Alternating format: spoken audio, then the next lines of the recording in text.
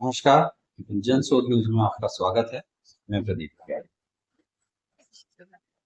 आज जब दुनिया की सबसे बड़ी आबादी वाले देशों में भारत शुमार हो चुका है, तब भी सवाल यही है, क्या भारत अपने लोगों को अच्छी शिक्षा और अच्छा स्वास्थ्य दे पा रहा है? क्या भारत का सरकारी हेल्थ सिस्टम इस आबादी को संभालने की स्थिति में वर्तमान में है? आज हम इसी मुद्दे पर बात करेंगे। आपको डेटा, ग्राउंड रिपोर्ट और सिस्टम की कमियों की पूरी सच्चाई दिखाने का प्रयास करें, क्योंकि आजादी के 76 सालों के बाद हम शिक्षा, स्वास्थ्य और रोजगार, इन तीन बेसिक जरूरतों को भारत में पूरी नहीं कर पाए। हम बातें बड़ी बड़ी करते हैं, मगर इन बुनियादी सुविधाओं को भी अपनी आम जनता को, रियल इंडिया को नहीं दे पाए। बात करते हैं परत दर परत इस मुद्दे के बारे में।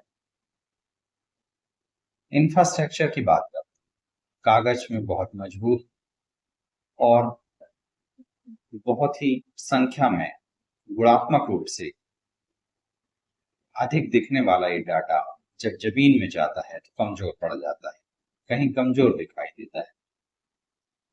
भारत में सरकारी हेल्थ सिस्टम की पड़ताल करें तो 1.69 लाख सब सेंटर्स, 31,882 पीएचसी हैं, जिन्हें प्राथमिक स्वास्थ्य केंद्र कहा जाता है।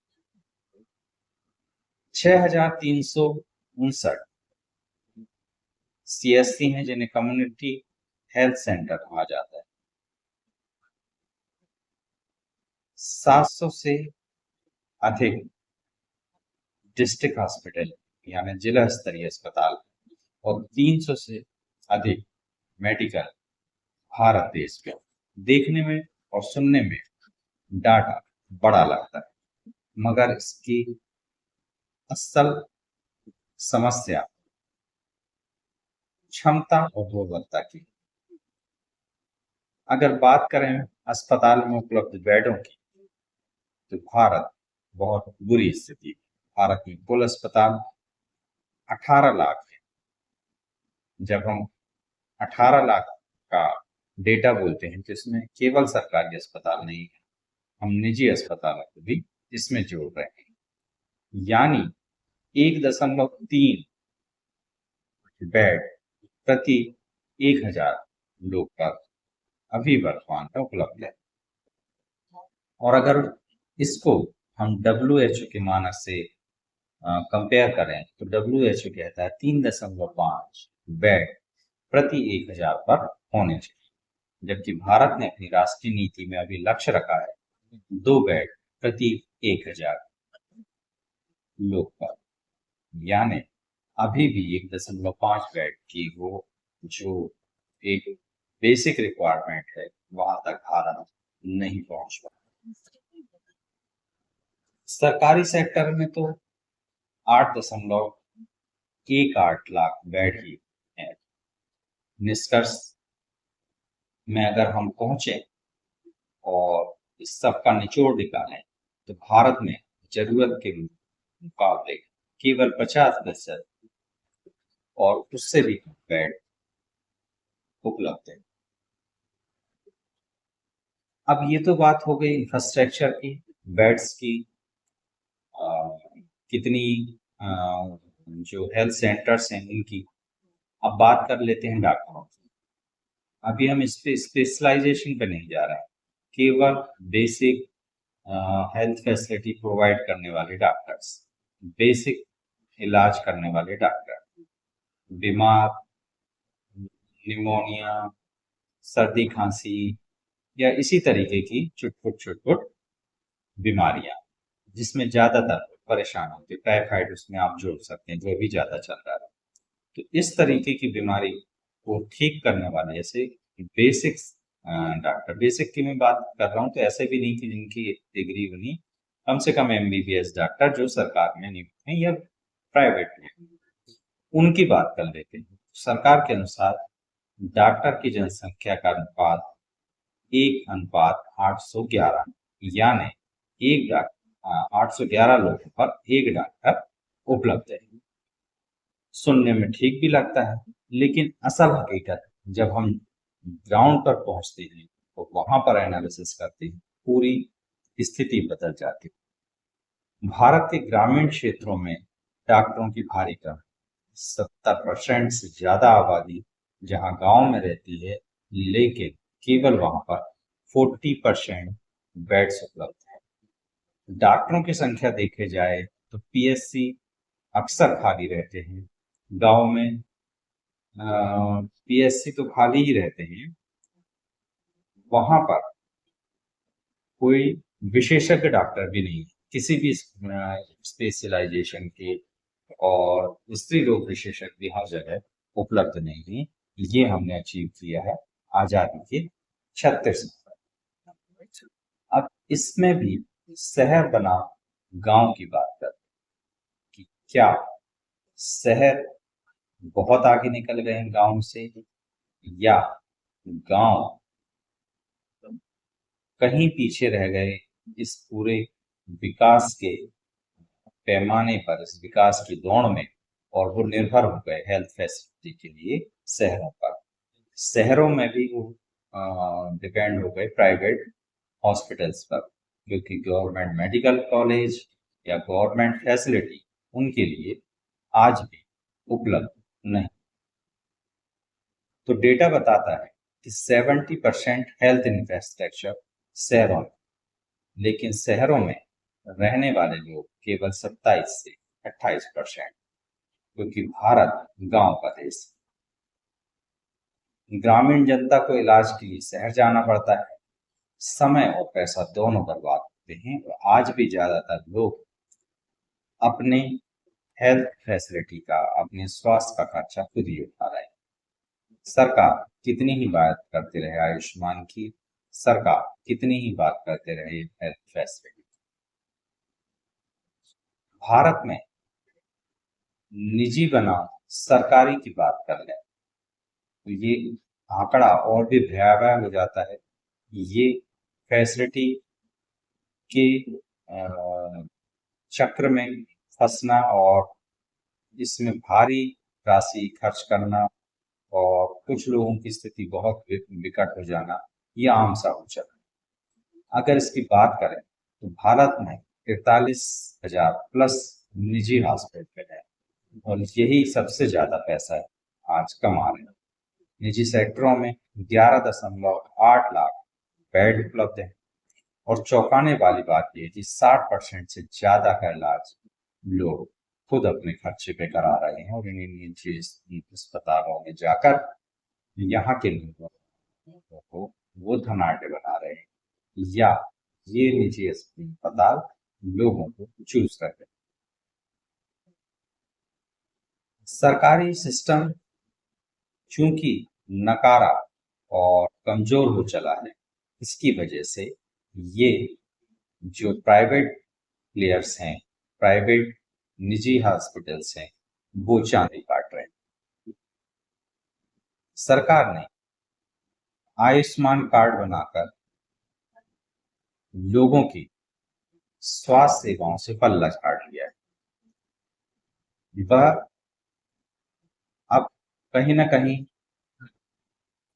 उसने मान लिया है कि इस हेल्थ फैसिलिटी को हम नहीं संभाल पाएंगे, इसलिए आप प्राइवेट में जाके अपना इलाज कराइए, बदले में हम आपको आयुष्मान कार्ड दे देते हैं, आप उनसे अपना इलाज करा दीजिए। कुछ जगहों पे इसी में आपको इसमें रिबेट मिल जाएगा, कुछ जगहों में आपको युद्ध जैसे जंग लड़कर उसको करवाना पड़ेगा।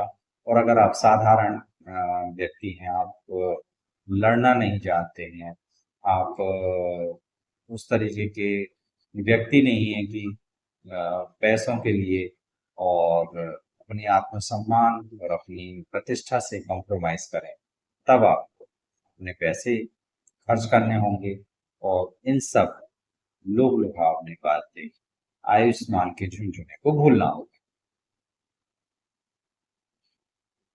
अब ये सब जो सिनारियो है, इसमें अगर हम परत दर पर रिपोर्ट की बात करें तो कई राज्यों में 30 से 50% डॉक्टर पद आज भी खाली हैं। आईसीयू और वेंटिलेटर की तो बात ही नहीं होती। जिस जगह में आईसीयू और वेंटिलेटर हैं भी, वहां पे इस्तेमाल नहीं हो रहे, क्योंकि कहीं पर उनके विशेषज्ञ नहीं है और कहीं पे वो उस तरीके की अ, आवश्यकता ही वो महसूस नहीं कर रहे हैं, क्योंकि उस तरीके के वहां विशेषज्ञ नहीं है और आईसीयू का इस्तेमाल हो सके। कई अस्पतालों में आज भी बेड खाली हैं, लेकिन सुविधाएं नहीं, इसलिए वहां पर लोग जाना नहीं चाहते। इन सब पर बड़ा सवाल ये है कि जब करोड़ों रुपए टैक्स के रूप में इंडिया की पब्लिक सरकार को देती, किस चीज के लिए देती? शिक्षा, स्वास्थ्य, रोजगार, इंफ्रास्ट्रक्चर के लिए, तब सरकार उनको बेसिक सी हेल्थ फैसिलिटी क्यों प्रोवाइड नहीं कर सकती? क्यों वो अपने सरकारी अस्पतालों को बेहतर नहीं कर सकती? क्यों वह अपनी सरकारी मेडिकल कॉलेज को बेहतर नहीं कर सकती? ऐसा क्या विशेष प्राइवेट हॉस्पिटल दे रहे हैं जो सरकारी हॉस्पिटल नहीं दे सकते? और क्या सरकार ने प्राइवेट जो एक मेडिकल का माफिया है, जो अस्पतालों का एक मकड़ जाल है, उसके सामने सरेंडर कर दिया है? और क्या सरकार इन प्राइवेट अस्पतालों से और जो मेडिकल का बड़ा माफिया है उससे कहीं ना कहीं जुड़ी हुई है, जिसकी वजह से इतनी भारी लूट को अनदेखी कर? और क्या इस लूट का कुछ हिस्सा सरकार के पास भी पहुंचता है, फंड के रूप में, बॉन्ड्स के रूप में, या किसी और तरह से? आप इन सब पर क्या राय रखते हैं, हमें जरूर बताइएगा। बजट की तफ्तीश कर ले। भारत का सरकारी हेल्थ खर्च 1.8% का टोटल जीडीपी का। अभी भारत ने जो लक्ष्य रखा है 2.5% टोटल जीडीपी का करने का उसने कोशिश किया है, जिसकी वजह से अभी के हाल एक 1.8% के इन्वेस्टमेंट की वजह से अभी इंफ्रास्ट्रक्चर भी कम है, डॉक्टरों की उपलब्धता भी कम है। इस सब का जो बेसिक समस्या है, जो असल समस्या है फंडिंग की, सरकार जो हेल्थ फैसिलिटी है उस पर निवेश करना नहीं चाहती, फंडिंग की कमी है, जिसकी वजह से स्टाफ की कमी है, इंफ्रास्ट्रक्चर की कमी है। जो पश्चिम का मॉडल है जिसको हम अक्सर बोलते हैं, उसको सरकार ने एज इट इज अडेप्ट कर लिया है, शहर में डेवलपमेंट कर रही है, जिसकी वजह से शहर केंद्रित मेडिकल फैसिलिटी भी डेवलप हो रही है, जिसकी वजह से लोगों को नुकसान हो रहा है। प्रबंधन और मॉनिटरिंग सरकार अपने लेवल पे कर नहीं पा रही है। सरकार के बड़े बड़े आला अधिकारी, बड़े बड़े नेता बड़ी बड़ी बातें करते नजर आ जाएंगे, मगर ढाक के 3 पार है, वो हेल्थ फैसिलिटी को संभाल नहीं पा रहे हैं, भारत की जनता को बेहतर स्वास्थ्य नहीं दे पा रहे हैं। निजी सेक्टर का एक मकड़ जाल लगातार बढ़ता चला जा रहा है। नागपुर की ही बात करें, एक हॉस्पिटल 7 स्टार बन तो रहा था, 7 स्टार होटल, मगर वो कन्वर्ट हो गया 7 स्टार हॉस्पिटल में। क्यों हुआ? आप सोच सकते हैं, क्योंकि होटल से ज्यादा कमाई हेल्थ फैसिलिटी में है, हॉस्पिटल की। अब इन सब पर आखिर सुधार क्या हो सकता है? सबसे पहला तो सरकार को मन बनाना पड़ेगा कि इसमें सुधार करना भी, क्योंकि अगर मन नहीं है तो फिर कुछ हो नहीं पाएगा। और अगर वो मन बना लेती है तब फिर ये रास्ते निकल सकते हैं कि हर जिले लेवल पर एक मल्टी स्पेशलिस्ट सरकारी अस्पताल हो, मेडिकल की तर्ज पर। ग्रामीण क्षेत्रों में कम से कम 5 साल की ड्यूटी किसी भी नए डॉक्टर के लिए अनिवार्य कर दी जाए। हेल्थ बजट को कम से कम जीडीपी का 3% पर ले जाया जाए, जिससे हेल्थ फैसिलिटी और डॉक्टरों की कमी और मेडिकल स्टाफ की कमी को पूरा किया जा सकेगा। और डिजिटल हेल्थ सिस्टम को शीघ्रता से लागू किया जाए। पीपीपी मॉडल को पारदर्शी किया जाए और इसके आधार पर जो सरकारी अस्पताल हैं, सरकारी मेडिकल कॉलेज हैं, इनको डेवलप किया जाए और वहां पे बड़ी बड़ी फैसिलिटी डेवलप की जाए। इस सब पर काम तभी होगा जब सरकार की इच्छा शक्ति हो। अगर इच्छा शक्ति ही नहीं है तब फिर कोई भी सफल नहीं हो सके। आप इन सब मुद्दों पर क्या सोचते हैं?